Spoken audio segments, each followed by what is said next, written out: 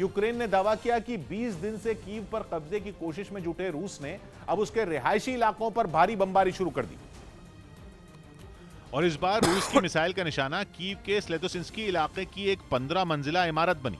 हमले के बाद पूरी इमारत में आग लग गई। इमारत की कई मंजिलों से आग की ऊंची ऊंची लपटें निकलती दिखाई दी।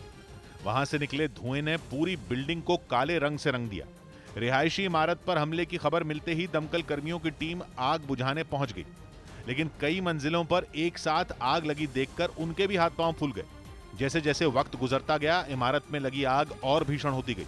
इसके बाद ऊंची सीढ़ियों की मदद से ऊपर पहुंचे दमकल कर्मियों ने वहां पानी की बौछारें छोड़नी शुरू कर दी, लेकिन बिल्डिंग में लगी आग बुझने की बजाय और भड़कती गई और उसने कई और मंजिलों को अपनी चपेट में ले लिया। बताया गया कि हमले के वक्त इमारत में करीब 40 लोग मौजूद थे, जिन्हें जिंदा बाहर निकालकर लाना रेस्क्यू टीम के लिए किसी चुनौती से कम नहीं रहा। एक तरफ इमारत में लगी आग को बुझाने के लिए पानी की बौछारें छोड़ी जा रही थी, दूसरी तरफ वहां फंसे लोगों को निकालने का काम भी जारी था। वहां दमकल कर्मियों ने सीढ़ियों की मदद से बिल्डिंग के ऊपरी मंजिल पर फंसे लोगों को निकाला, जिनमें कई बुजुर्ग शामिल रहे। जान बच जाने पर एक महिला तो इतनी भावुक हो गई कि वो एक दमकल कर्मी के गले लगकर रोने लगी। कई घंटों की कोशिश के बाद इमारत में लगी आग को बुझा लिया गया। बताया गया कि रिहायशी इमारत पर हुए रूस के इस हमले में 2 नागरिकों की मौत हो गई, जबकि 35 लोगों को बचा लिया गया। सिर्फ स्लेतोसिंस्की ही नहीं, कीव के पुजिल्स्की इलाके में भी एक बिल्डिंग को रूस की मिसाइल ने निशाना बनाया। रूस के हमले ने 10 मंजिला इस इमारत की शक्ल ही बदल कर रख दी।